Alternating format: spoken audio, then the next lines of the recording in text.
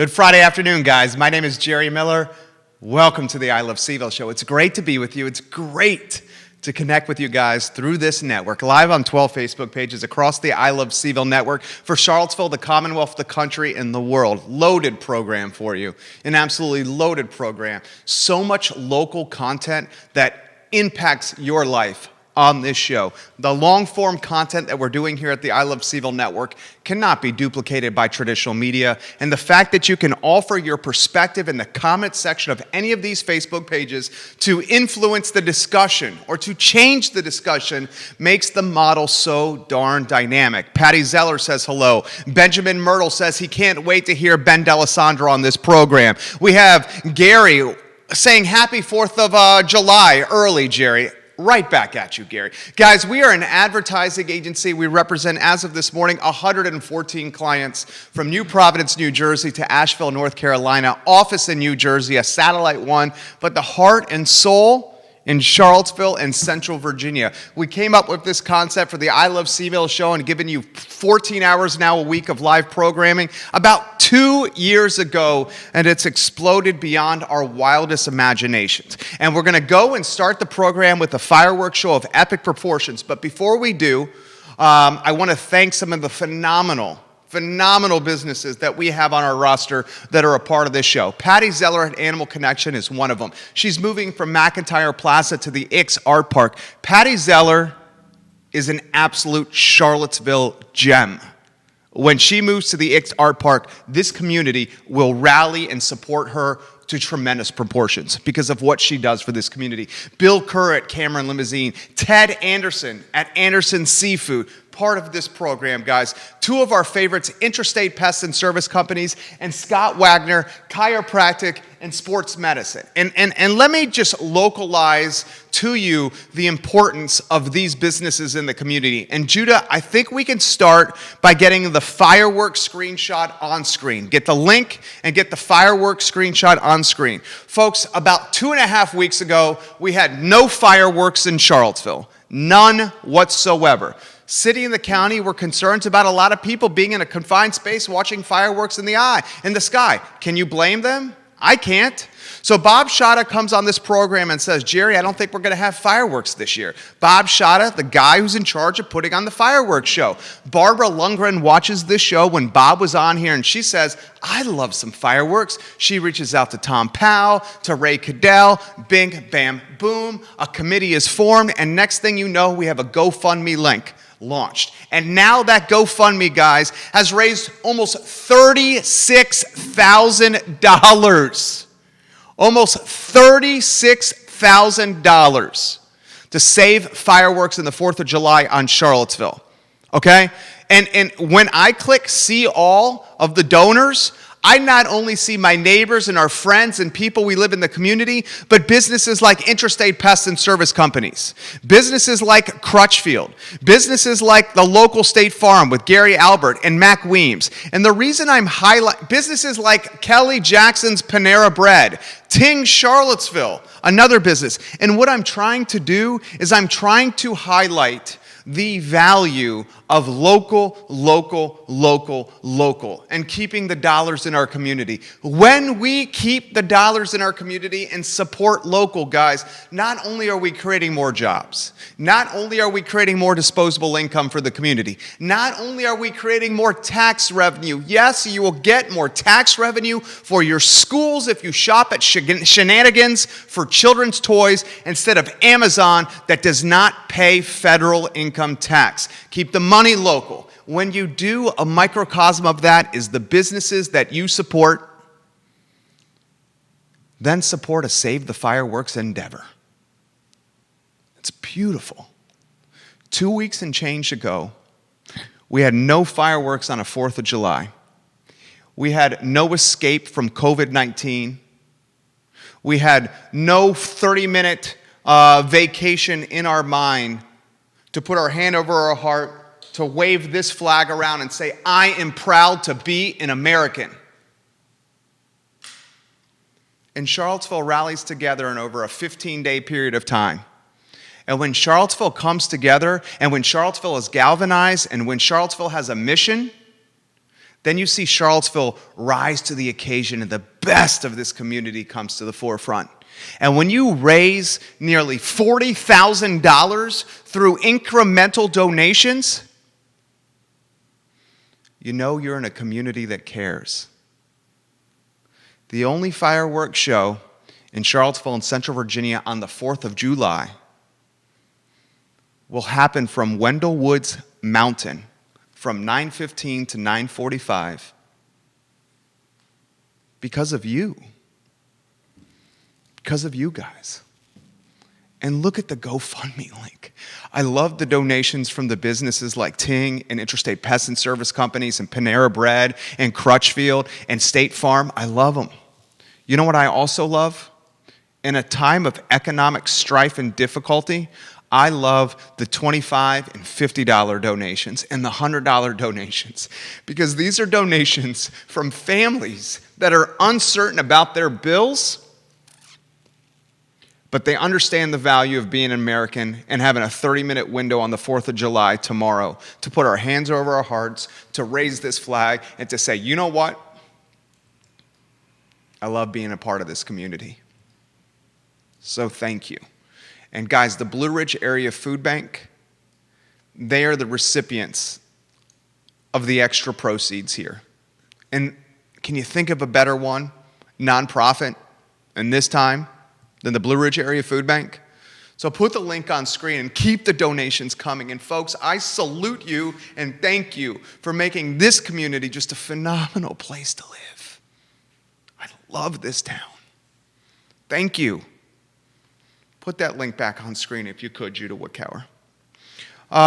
So much to get to. Ben D'Alessandro is going to join us. He's the executive director of the Virginia Basketball Academy. This guy's good people. I mean, he's created a nonprofit that allows kids across Central Virginia an opportunity to play basketball in an organized and fun fashion. I remember when Ben was launching the Virginia Basketball Academy as he was transitioning from one-on-one workouts with Ben D'Alessandro to building a brand. And now he has one. That's phenomenal. He'll join us in 14 minutes on the I Love CVille Show. Guys, I think the lead story undoubtedly has got to be what's happening in schools. And you know what I like to do? I like to go macro and take the macro storylines and take them to a micro level for Charlottesville. So why don't we start with the article from the New York Times, Judah? This is in the New York Times, and I think this hits home to so many parents. This came out yesterday. The headline, in the COVID-19 economy, you can have a kid or a job. You cannot have both. The description of the article. Our struggle is not an emotional concern. We are not burned out. We are being crushed by an economy that has bafflingly declared working parents inessential. Parents across America, and certainly here in Charlottesville and Central Virginia, are struggling with this. How do I keep my son or daughter, my sons or daughters, learning at home while also keeping my job and performing at work to a level that I need to do? How do you do that? How do you maintain a job while also teach your kids 8 hours a day, 6 hours a day, 4 hours a day in a virtual learning setting? And let's go to the next macro story before we go micro. This one from Bloomberg. And this is a storyline that, without question, is going under the radar. The struggles of parents are real, managing work and home life in a virtual educational setting. How about the story from Bloomberg yesterday about millennial women working in finance? And millennial women working in finance in a male-dominated field, finance and engineering and math and science, male-dominated fields. So you have women in these male-dominated fields that want to climb the ladder, that want to be empowered, that want to get the promotion that they deserve over the man that is not doing the work like they are doing. But the problem you have in a chauvinistic, male-dominated field, when undoubtedly males get promotions over women, that's not right. Where males are paid at a higher clip than women, that's BS. The problem you have now,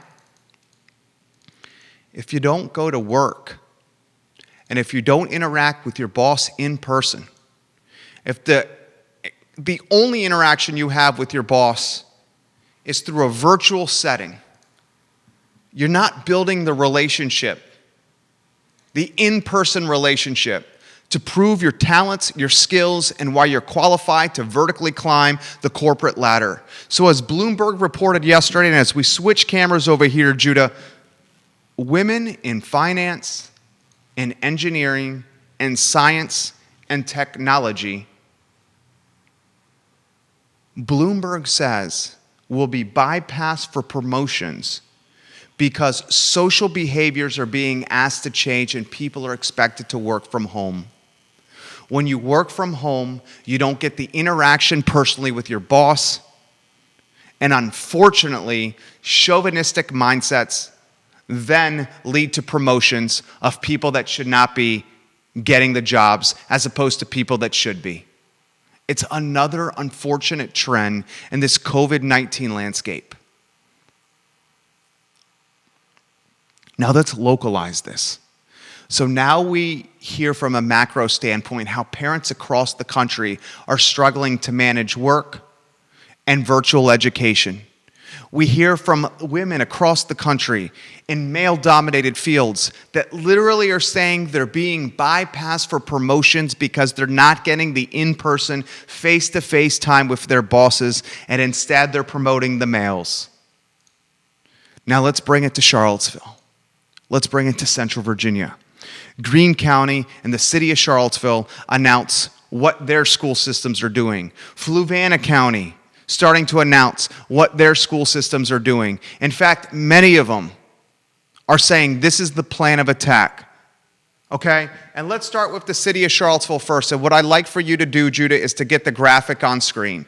The infographic the city has put together, and you and I will pick it apart. There's a breakdown of 2 different age groups here, guys. And give me the thumbs up when that infographic's on screen, please, sir. That's the draft?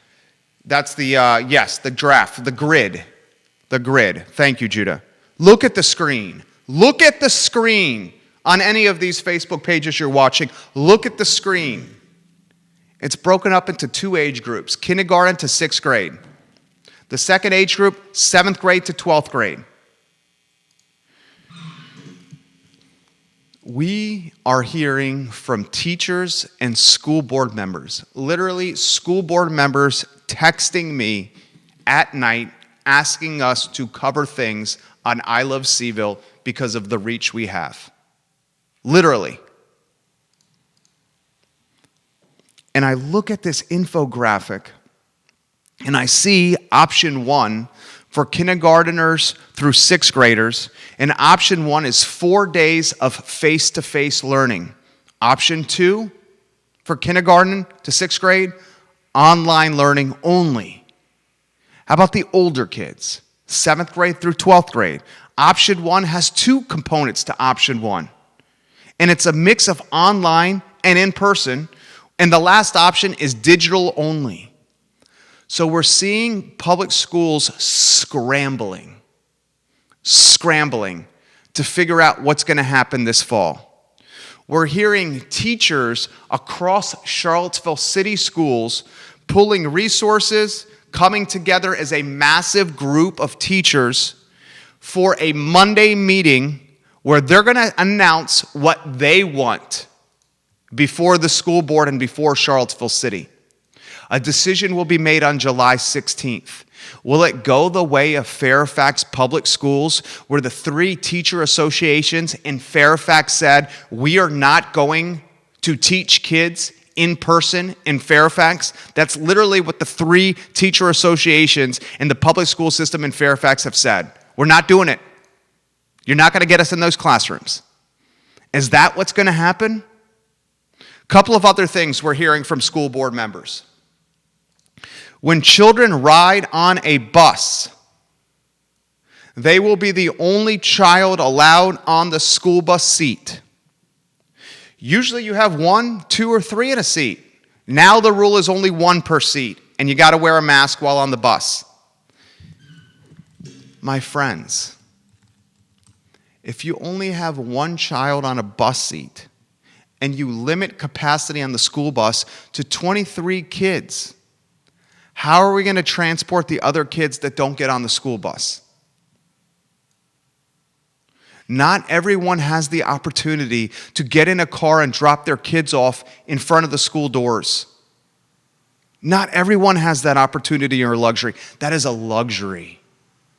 Okay? Another thing school board members are texting me about.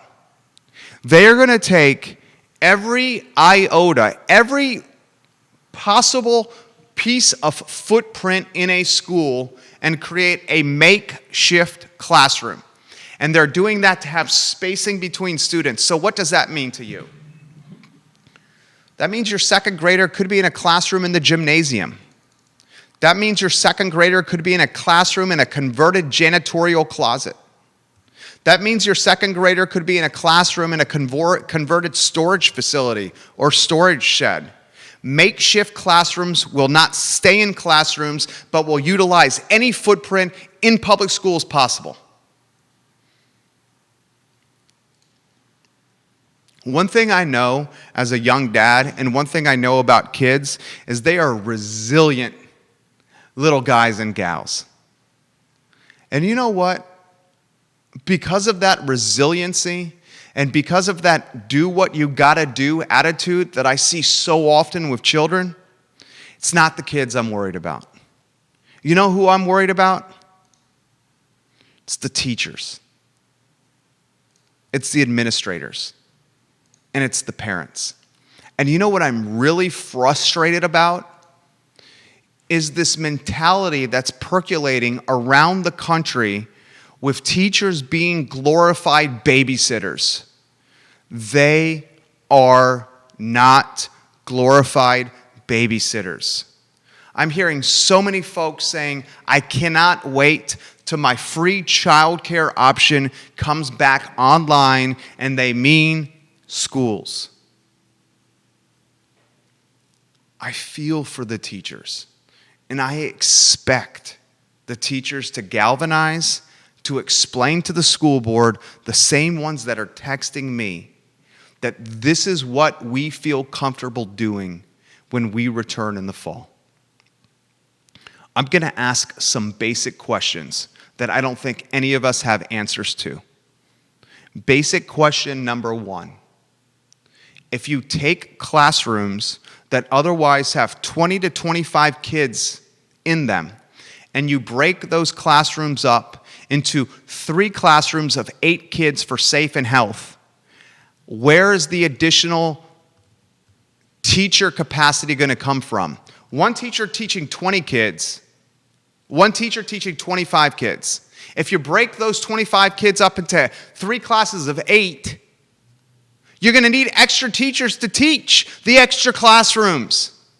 They are not hiring any more educators because of a budget deficit. So if you break up the classrooms and create more makeshift classroom settings, but you have the same count of teachers on your roster, where is the additional capacity for learning and teaching going to come from? Are we going to ask the cafeteria school worker to teach geometry? Are we going to ask our fabulous janitors to relay AP history trends to us? Am I expected to ask the crossing guard to learn the ABCs and the 1, 2, 3s with our kids and our students? Guys, there are so many questions. If you reduce the capacity of a school bus to 23 kids when it's generally 50 or more, how are the remaining kids going to get to school? And unfortunately, and why I do this, is because we need to be knowledgeable people. And unfortunately, or fortunately, depending on where you are, the private schools in our area are at a completely different level than the public schools when how they've adapted to COVID-19. The private schools have a game plan already in place for reopening.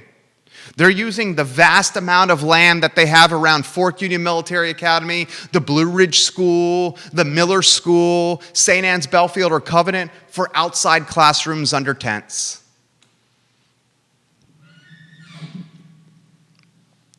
I want a community for my 2-year-old son to be raised in.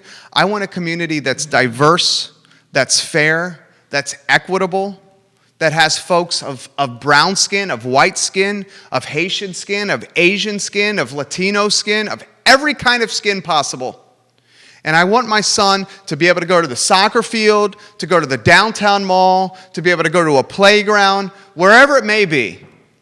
And I want him to see a rainbow of children around him. Because that's the world we live in.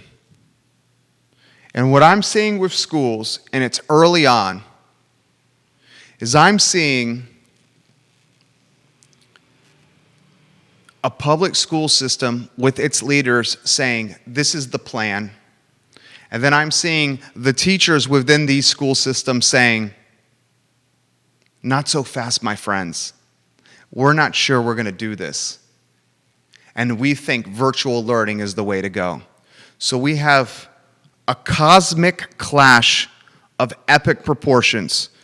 Go back to school, superintendents and admins say, shoot, how many parents want it? Heck, how many parents want it? I mean, the survey is saying parents want kids in school. And the teachers are saying, hey, we're not babysitters. We're professionals. Have you considered our health and safety? This is a storyline we're going to have to follow because it's a storyline that's going to impact generations to come. And that's a fact. Greene County, Fluvanna, the city of Charlottesville, Albemarle County, all making noise. Next week, school board meetings happen, and we are going to see how this is going to play out. Follow it. Follow it closely because this is very real stuff. Give the show a like and a share. Give the show a like and a share on any of the Facebook pages you guys are watching on. You know what? Why don't we do this? Why don't we work Ben into the mix now, Judah? And I'm going to get to the rest of the headlines after the interview with Ben D'Alessandro, the Executive Director of the Virginia Basketball Academy. Judah, I'm giving Ben a call now. In fact, I think we have him on the line. Ben, let's get that camera active if you could. Okay, fantastic. He's getting that. Judah, give me a thumbs up about that. All right, Ben, you are live for a few thousand people right now on the I Love CVille Show from a basketball court. Thanks for having me, Jerry. Thank you for coming on. Ben D'Alessandro, I'll get out of your way. Introduce yourself personally before we go talk some shop. Who's Ben D'Alessandro? Sure. I'm a Charlottesville native, attended Western Albemarle High School, left Western Albemarle to attend Providence College, where I was a walk on the basketball team and then pursued a college coaching career. I was a graduate assistant for Pete Gillen at the University of Virginia while going to grad school at the Curry School, and then moved on from there to James Madison University for 4 years and then Clemson for 2 years. And then during the summers was running a basketball camp, which amazingly, by God's grace, morphed into now the Virginia Basketball Academy. There it is in 30 seconds. That was perfect. That was perfect. I see Coach Gillen walking around the loop in our neighborhood all the time. Say hi to him all the time. Love Coach Gillen. All right, Ben, let me throw this to you here. Virginia Basketball Academy, VABA, the real deal. Give us the flip book of VABA and how it went from Ben D'Alessandro to VABA, because that was a phenomenal migration you did. It was incredible. All I was doing while I was a college coach was coming back to Charlottesville and trying to provide a different kind of basketball camp. I had run a lot of what I would call, sort of the Mickey Mouse camps as a college coach and that type of thing where, you come in and you have a 2-hour lunch break. But I wanted to, play video games in the dorms and hang out. I wanted to put together kind of a boot camp. And the concept and then I also wanted to reach kids. I was in the inner city of Houston, Texas for 2 years as a caseworker and as a fourth grade teacher. And I saw a large group of kids that did not have that opportunity. They just couldn't afford that kind of experience. So when I came back to my hometown, I said, let's do that. And so we ran basically a free basketball camp for many, many years and tried to get the best players in the area, and it just caught fire. I would go back to my real job, if you will, as a college coach, and do that for 51 weeks out of the year. And then a lot of local coaches kind of rallied behind the idea. In 2007, we established a nonprofit and changed the name, I believe it was in 2009, to the Virginia Basketball Academy, because the mission is and was building character and shaping lives, which is much bigger than any individual. So that's where the transformation of the name came from. And that's now been over a decade ago. I love what Ben stands for. Ben is utilizing basketball to teach and showcase life skills that will pay dividends down the road. It's a vehicle to build stronger men and women of character, God-fearing people, people that will do good because they're experiencing VABA. So here's why I wanted you to come on the show. You have so many different perspectives you can offer here. How about an open-ended question, and then we'll get to details. COVID-19 and how you've seen it impact kids of white, brown, black skin, whatever it may be. What are you seeing COVID-19 do? Well, the way our organization tackled this challenge was whatever we do, we have to stay true to our mission, building character, shaping lives through the game of basketball. So we held a number of different town halls. We actually sent out a huge survey. We have 4,500 people on our email list that all are loyal, I assume for the most part, loyal VABA missionaries, if you will. And what we heard from them is, if we can do something to participate in basketball and it's safe, let's do it. One of the things that we heard often was a lot of these summer programs and a lot of the activities for kids have been shut down completely. So you can see I'm intentionally here at a backdrop on an outdoor court because we're running a basketball camp. We ran one this morning. We're going to run another one this afternoon. We call them mini camps, and we've adjusted the curriculum a little bit to fit a shorter segment of time. But we just finished the fourth day and wrapped up what we call our Mighty Mites camp with this really young kids really trying to infuse the love of the game into their hearts at an early age. And we felt we were successful. Our coaches all have masks. We're maintaining our social distancing, physical distancing, if you will. We're not sharing equipment. All the parents signed off on health affidavits, and we take their temperature. We've taken all those kinds of precautions, if you will. But more than anything, the parents are just eager to get their kids doing something structured, something positive, and something athletic, moving around. And so all we got was just rave reviews from our first week. I'll throw this to you. And one of the reasons we were excited about having you on is because VABA is without question an opportunity for folks to get involved in. Here's a good example. You've touched on this already. In Charlottesville City, the pools and the splash parks, Dr. Richardson has said, will remain closed. However, ACAC, the pools and splash parks open. Boar's Head, Glenmore, Farmington, Keswick, open. Spring Creek, open. So what I'm seeing here is, if and I hate to say this, if you have money, there's an opportunity for your kids to go do something. But here in the city with the splash parks and the pools, they're closed. So basketball, I can't think of a sport, maybe basketball and soccer, that is more approachable and fair no matter the money you have. You need a ball and some people to play. Well, it's a great point, Jerry, because this court behind me is behind the school at Charlottesville High School. We obviously had to go through the city parks and rec to use their space. And when we did that, one of their big questions was, can you assure us that you're going to follow all the proper COVID protocols? And we showed them, laid out our whole plan and how that worked, and they approved it. For an organization like ours that is I would say at least 1 out of every 5 kids is on some sort of financial aid. And basketball in and of itself, just like you said, it doesn't require a whole lot. So for those reasons, it's a joy to bring the sport of basketball. And I'll just say this, as a coach, one of my biggest pet peeves, if you will, is where young kids, all they want to do is play. They don't really want to work on skills. And so I took our staff took this as an opportunity. We can't play 5-on-5. We can't play 1-on-1 because of the distance that has to be maintained. So this is a great opportunity for us to do what I think is so important for kids at this age level, and that is work on individual skills. And all those things can be taught. So they're so excited just to be out here in a structured environment playing basketball that I have a captive audience that now they, in a sense, they understand they can't ask for what they really want, so they'll just take what they can get and they're happy for it. So in that way, I think we're actually doing more teaching and better teaching, even though at face value, we can't do the whole thing. We can't let them just go out and play games.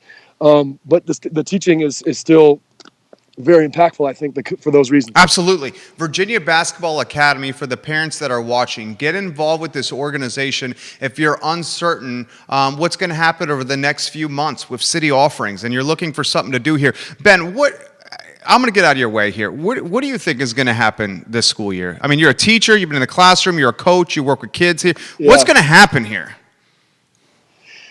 It's impossible. You're a parent? You're a parent? I'm a parent of 4. It's impossible for me to sit here. I mean, when it first came out, I remember vividly talking to my staff saying, all right, guys, so for a couple weeks, we've got to hang in there. And then, as you know, weeks turn into months and now even more. So we are planning for our winter league. Let me just put it out there. We are planning for everything to get back to normal. If it doesn't, it doesn't. We sent out our registration for, as we always do, on July 1. We've updated our refund policy so people understand if things change, their money is safe. But in the first 24 hours, we had 600 registered. Wow.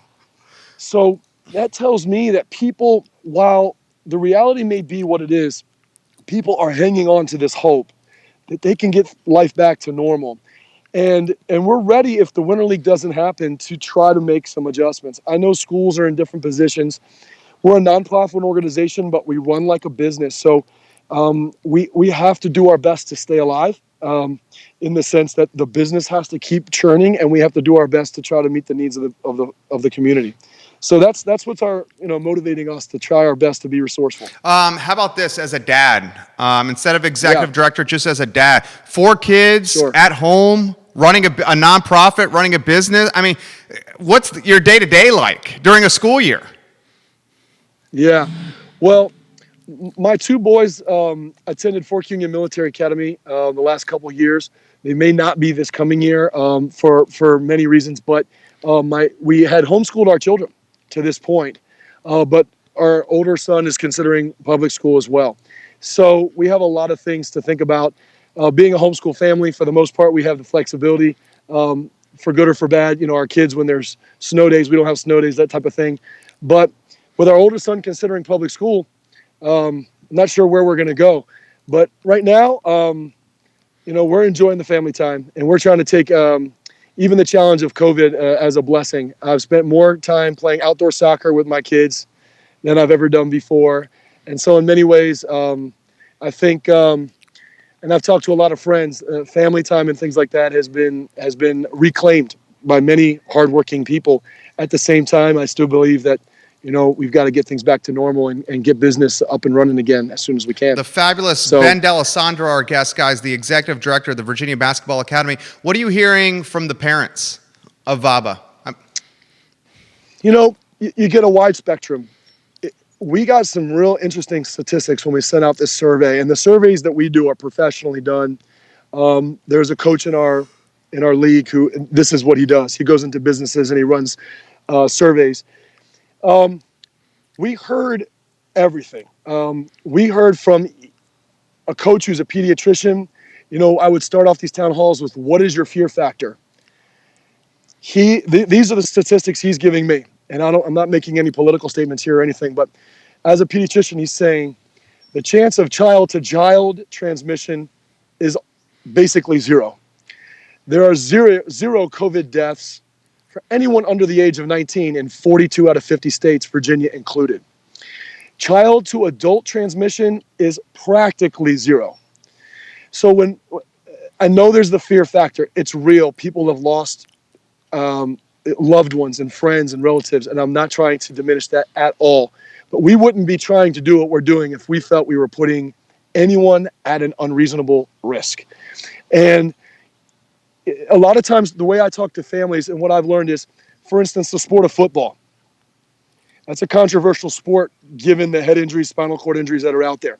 But every family has the right to make their own decision about what's safe. In my family, we don't play tackle football. I have plenty of friends whose kids are out there 7, 8 years old with helmets on, running into each other. That family's decided that the risk, they know the risk, they're willing to accept the risk and have their child participate in tackle football. And my family's different, but every family is different. So when we get, for instance, next week, we're moving indoors. We're moving from this outdoor facility here for the Parks and Rec into the indoor facility. And that is something that has been okayed by Phase 3, provided we stay within the restrictions and we go through all of our proper precautions. But we also received emails from parents who had originally signed up for an outdoor camp who said, we're going to pull our kid because it's indoors. I have no critique for that family. They've deemed that unsafe for their child. At the same time, there are dozens and dozens of families that haven't. So to say who's right and who's wrong, it's hard to say. As a parent, you're now a parent, you have the right to make a decision on what's safe for your child and what isn't safe. Like, for instance, teenage driving. My son's a teenager. I don't permit him to drive with teenage drivers. I just don't think they're experienced enough and their judgment's good enough. But other families do, and I'm not disparaging against them. And that's kind of where I see this whole thing going with families and how it works for us, at least. We have many, many families here who are eager to get their kids out and doing something structured. Some who even feel like they're not worried about any risk. And then others who are going to play it safe and stay home. So you have the spectrum all the way in between. I would say we're about 15% of our families have no fear at all. That was the answer to our survey. And then there's 15% that said no matter what, they're not sending their kid out. And then you've got all that gray in between.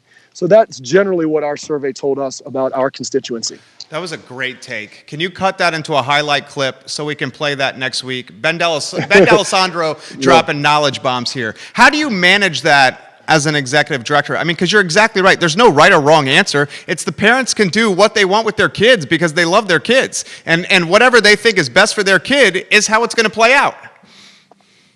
That's right.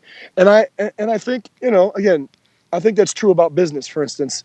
And even though we're a nonprofit organization, if VABA is not doing business, so to speak, and I'm an employee of the nonprofit, and we have 2 other full-time employees, and we have over 100 part-time employees, they don't get paid. So as a business owner, in a sense, I feel like businesses should have the right to do what they think is right for their business. Take the proper precautions. Don't be cavalier about it. And but as a business now as a consumer, I have the right to make a decision. Do I want to go into that business? Is that something that I feel is going to put my life or my child's life at risk?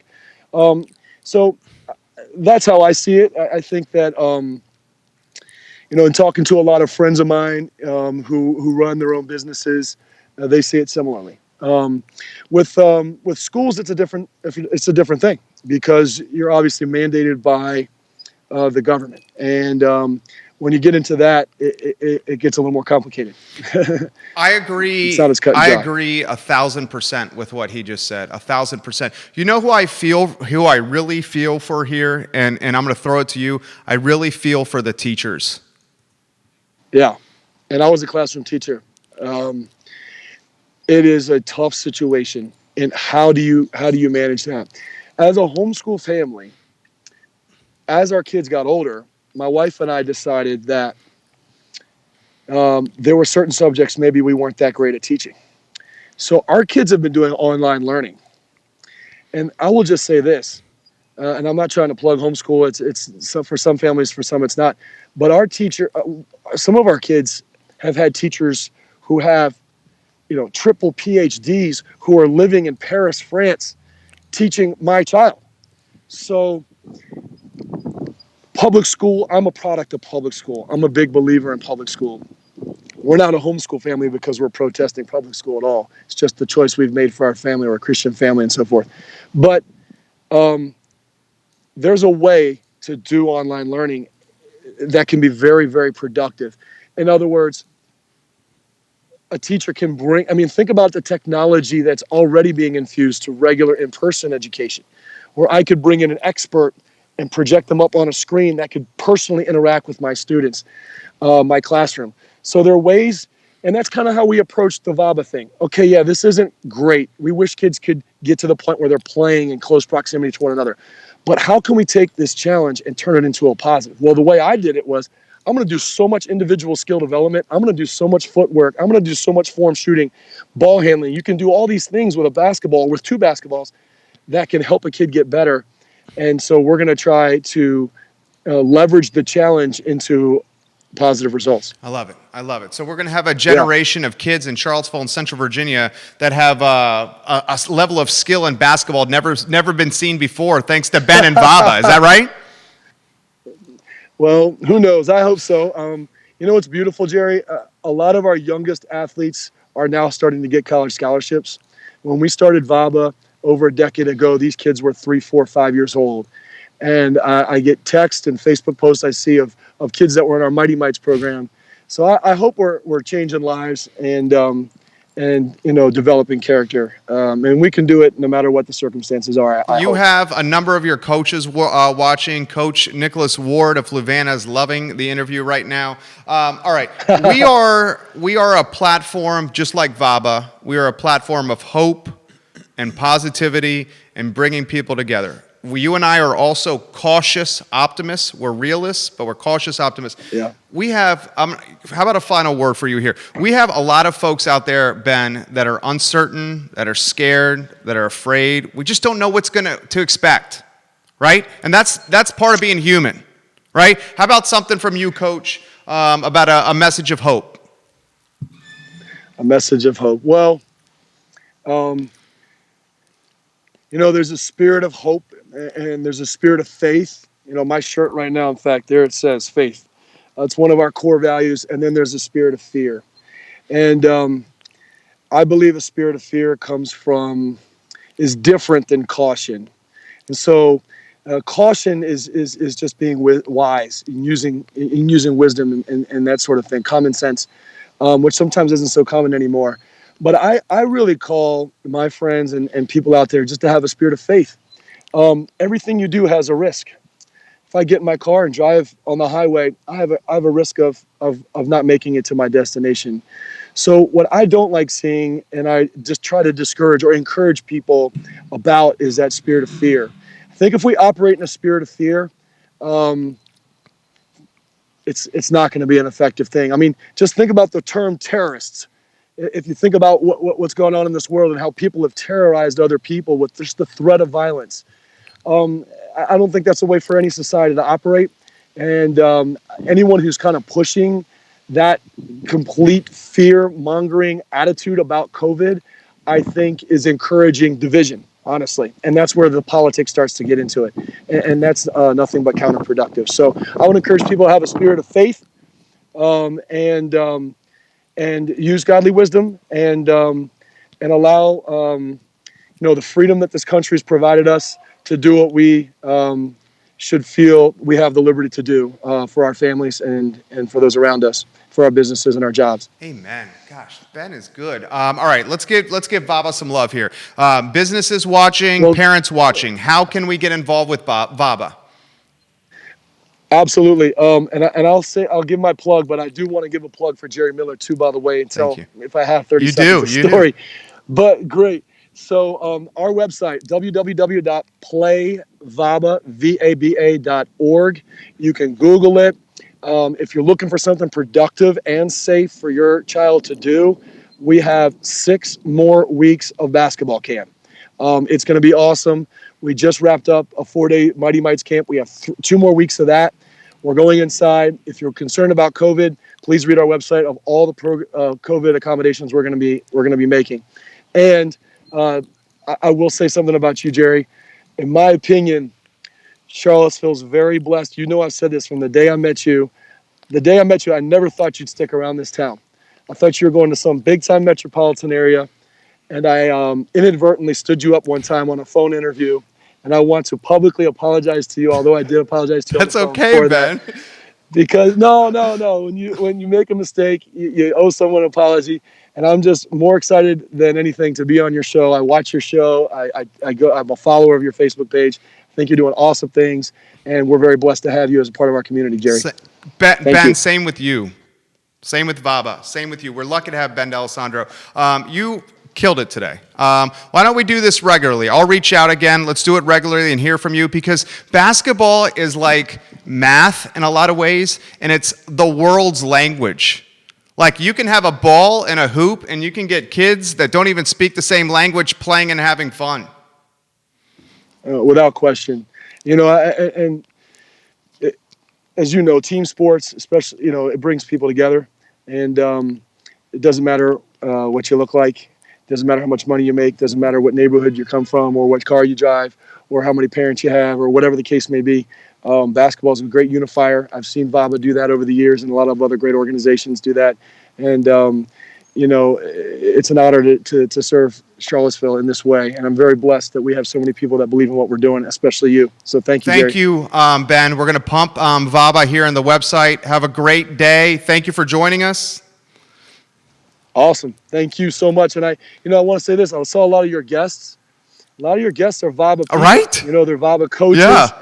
And so I'm glad you and I finally got together on your show, because I'm a big supporter of a lot of people that support what you do. So a lot of synergy going on here in this town. Let's keep it going. Love this town. Ben, you have a good camp. Thank you so much. Appreciate it, Take Jerry. care, Ben. Talk to you later. Ben D'Alessandro from VABA. He's absolutely fantastic. It's an option for you guys this summer. One of the reasons we wanted to have Ben on here is city parks, city pools, city splash parks closed. You're wondering what your kid's going to do for July, for August. Guys, 6 more weeks of basketball camp at an extremely affordable and approachable price. And I'll tell you what, it's like math. This is like math, basketball. Okay? Math and music, the world's language. Sports, the world's language, especially ones like basketball and soccer, where you don't have to drop $1,000 to get on the golf course and clubs, or lacrosse, where you don't have to buy pads and helmets, a stick, et cetera, et cetera. That costs a lot. Football costs a lot of money to be a part of. Pads, helmets, etc. Lacrosse, golf, all very expensive. Racket sports, you oftentimes have to be members of clubs. Basketball and soccer, even baseball, right? Even baseball. You get a ball, you go to a court or a hoop, and you play. Basketball doesn't care if you're black, white, Puerto Rican, or Haitian.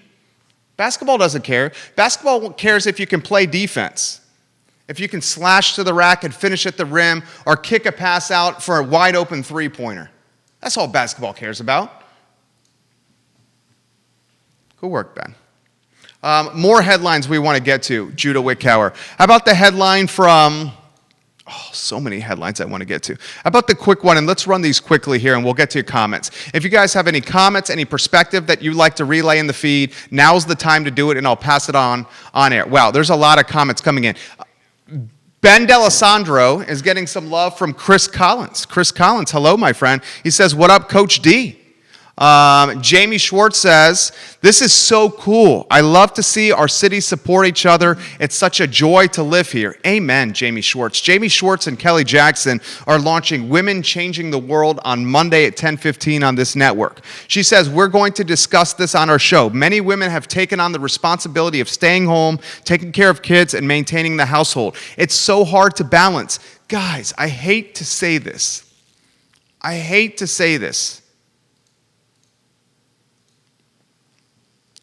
And Bloomberg covered this so well.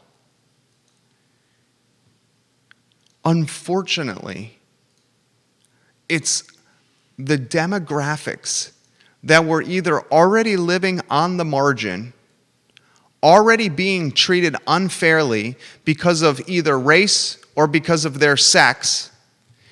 Unfortunately, COVID is impacting these folks more than a white male. Right here, a white male. if you're a millennial woman, if you're a woman in a male-dominated field and you're asked to stay home and work virtually, how are you going to get the face-to-face with your boss to get the promotion in a chauvinistic male-dominated field? Ugh. Rebecca Downey is watching. What's up, Doc? Rebecca Downey. Hello and welcome to the program, Charlottesville Primary Care. Barbara Lugren, there's no space to drop off that many kids at the school. I know, she's so right.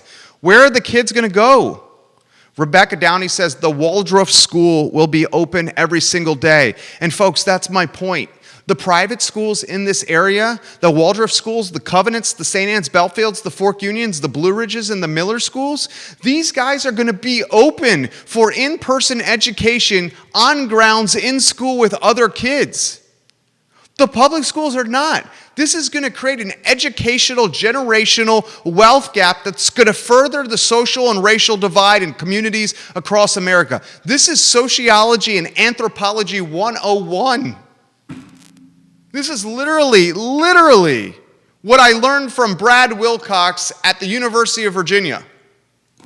You have private schools that are going to operate as is, and public schools that we don't even know what's going to happen. As a result, private school enrollment is upticking like it's never been seen before. Mark says this from Animal Connection. Mark is the manager of Animal Connection. The American education system is terrible. It's not going to be easy fix in this new world we are living in now. He's right. And that's why I'm trying to highlight it on this program. Rob Massery says, Ben is a shining example of what's great about our community. Charlottesville is lucky to have Ben D'Alessandro. That's from Rob Massery.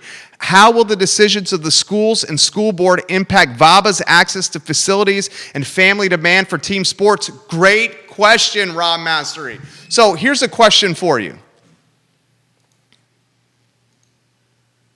Let's say at Monday's school board before the July 16th decision, let's say you see the teachers in Charlottesville, just use Charlottesville City Schools. Let's say you see the teachers in Charlottesville City Schools in July before the school board come together as a group, and there's powers in numbers. It's called collective bargaining. Collective bargaining is how a disenfranchised group of people become empowered. Collective bargaining. And let's say as a group, collectively, the teachers come together in July, and they're actually doing this because they're texting me now and telling me. And let's say they come together in July, and they go before the school board and they say, we're not going to teach in person for the fall semester, all the teachers. What power does the school board have to have in-person education? I'm going to repeat that again. Let's say collectively, all the city teachers come together with one uniform and unified voice. The teachers go to the superintendent, to the school board and city council and city hall, and as this collective bargaining group of teachers, they say to the powers that be, we ain't going in the hallways in the fall because we're scared of our health and safety, just like the teachers in Fairfax County did. If that happens, what happens to being able to utilize the playgrounds, the basketball courts, the football fields, the lacrosse fields, the softball diamonds, and the baseball diamonds? Will the schools be closed?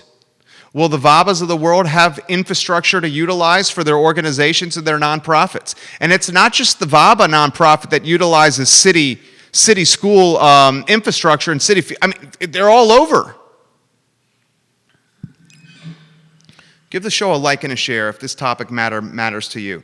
Nicholas Lee Ward from Fluvanna says, amen, amen. Bob Shada says, Ben D'Alessandro is the man. Skip Hudgens, I freaking love Skip Hudgens on this show. Coach Skip Hudgens, baseball coach at Western Albemarle High School. I love Skip Hudgens, just retired as a physical education instructor at Cale Elementary. Skip Hudgens says this: fear is not written over and over again in the Bible. Amen. Amen. So many topics coming in and so many comments coming in as we're live across the I Love CVille Network. And the school topic is only going to generate momentum You're going to see it everywhere. I want to get to a couple more headlines before we go off air. I want to get to the headline, guys, about, and we don't talk a lot from a macro level, but this one hits close to home. So I'm a diehard Washington Redskins fan. Hail to the Redskins. Grew up a Redskins fan. Grew up a fan of the Posse. Had a poster of the Posse on my bedroom. Art Monk, Ricky Sanders, and Gary Clark, a phenomenal wide receiving core. Love Wilbur Marshall. Love Mark Ripken. Love the Washington Redskins. FedEx goes on record. And FedEx has the naming rights for the field the Redskins play on, and they say, change your name or we're pulling our money.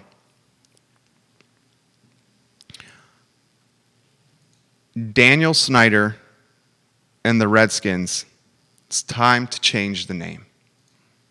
Just like it's time to move the statues into places outside of public parks.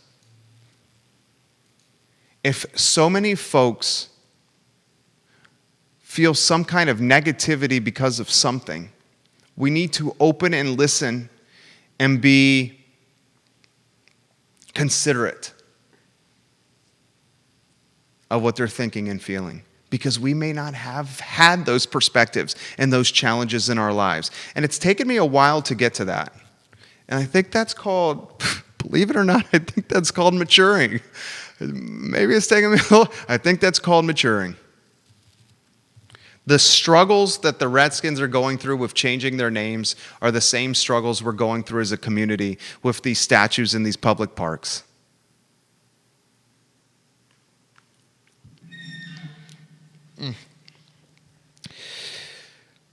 So much content, such little time. We're an hour in, and I have 9 more headlines to get to. Oh, man. If only I didn't have to work after these shows.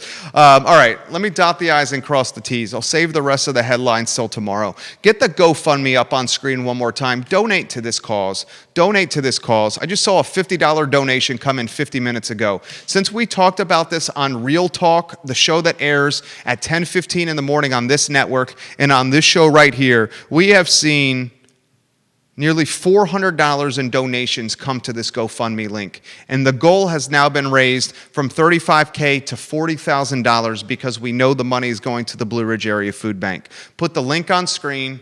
If you care about the community, if you want a fireworks show, if you want to put your hand on your heart, if you want to wave this flag, if you want your son or daughter to share a moment with you, a 30-minute escape with fireworks tickling the mountain range that we call the Blue Ridge, shining a light at the caps of the Blue Ridge with the 60-mile radius around Wendell Woods Mountain.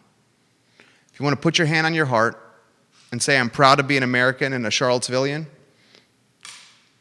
let's donate to this cause, please. This is the I Love CVille Show. All I try to do is bring local and approachable content to you through a cautious optimist perspective. And that's what I am, a cautious optimist.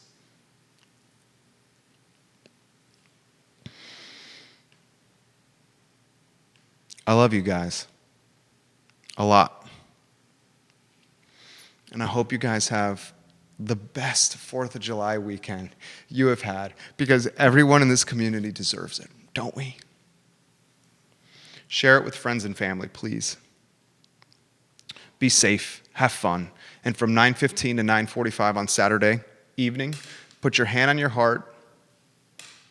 Whether you're a God-fearing person or not,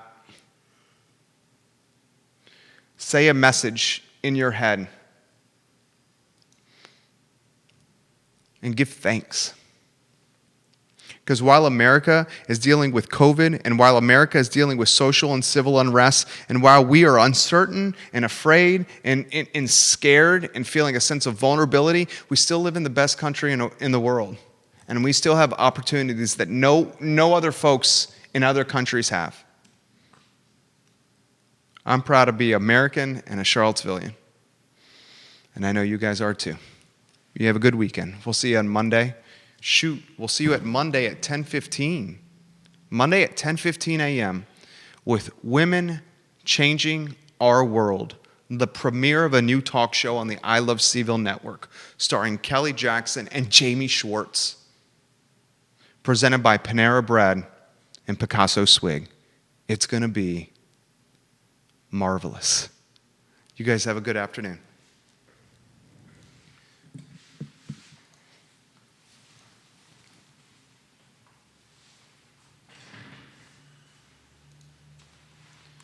Judah, I don't even think I got to half of the stuff that I wanted to talk about.